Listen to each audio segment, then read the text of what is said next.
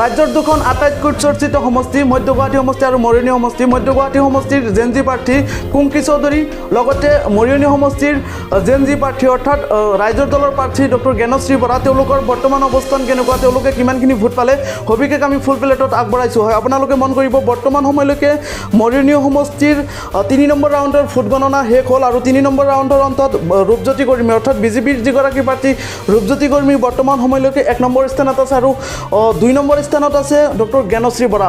হয়, এই মুহূৰ্তত ৰাজ্যবাসীৰ কাৰণে আহি পৰিছে অতিকৈ গুৰুত্বপূৰ্ণ ব্ৰেকিং এক্সক্লুচিভ খবৰ, কিয়নো ৰাজ্যজুৰি বৰ্তমান সময়লৈকে চৰ্চাৰ বিষয় হৈ পৰিছে মৰিয়নি সমষ্টি আৰু মধ্য গুৱাহাটী সমষ্টি। মৰিয়নি সমষ্টিৰ বৰ্তমানলৈকে আপডেট এনেকুৱা, মৰিয়নি সমষ্টিৰ 3 নম্বৰ ৰাউণ্ডৰ শেষত প্ৰথম স্থানত আছে ৰূপজ্যোতি কৰ্মী আৰু দ্বিতীয় স্থানত আছে ডক্টৰ জ্ঞানশ্ৰী বৰা।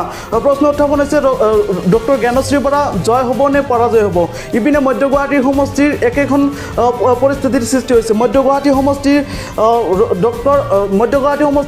কুংকি চৌধুৰী বৰ্তমান সময়লৈকে 2 নম্বৰ স্থানত লিড কৰি আছে, অৰ্থাৎ মধ্য গুৱাহাটী সমষ্টিৰ 4 নম্বৰ ৰাউণ্ডৰ অন্তত বৰ্তমান সময়লৈকে কুংকি চৌধুৰী জেনজি প্ৰাৰ্থী কুংকি চৌধুৰী 2 নম্বৰ স্থান লিড কৰি আছে আৰু প্ৰথম স্থানত আছে বিজয় কুমাৰ গুপ্তা। এতিয়া প্ৰশ্ন উত্থাপন হৈছে, ধাৰাবাহিকভাৱে সামাজিক মাধ্যমত প্ৰশ্ন উত্থাপন হৈছে, পৰাজয় হ'ব নেকি কুংকি চৌধুৰী অথবা ডক্টৰ জ্ঞানশ্ৰী বৰা? কিয়নো এই দুয়োগৰাকী প্ৰাৰ্থীয়ে নিৰ্বাচনৰ প্ৰাকক্ষণত সামাজিক মাধ্যমত ব্যাপক তোলপাৰ লগাইছিলে, ধুমুহাৰ সৃষ্টি কৰিছিলে। এতিয়া পৰৱৰ্তী সময়ত আৰু ভোট গণনাৰ পাছত কেনেকুৱা ধৰণৰ ফলাফলৰ প্ৰভাৱ পৰে অথবা তেওঁলোকৰ অৱস্থানটো কেনেকুৱা পৰিৱৰ্তন হয়, সেয়াও এক গুৰুত্বপূৰ্ণ বিষয় হৈ পৰিব। গতিকে আপোনালোকে টপ আইডিয়া প্ৰৰ পোনপটীয়া সম্প্ৰচাৰ শ্বেয়াৰ কৰক, লগতে টপ আইডিয়া প্ৰ আপোনালোকে চাই থাকক, কিয়নো সমষ্টিকেন্দ্ৰিক প্ৰতিটো খবৰ আপোনালোকে টপ আইডিয়া প্ৰ চেনেলৰ জৰিয়তে ধাৰাবাহিকভাৱে পাই থাকিব।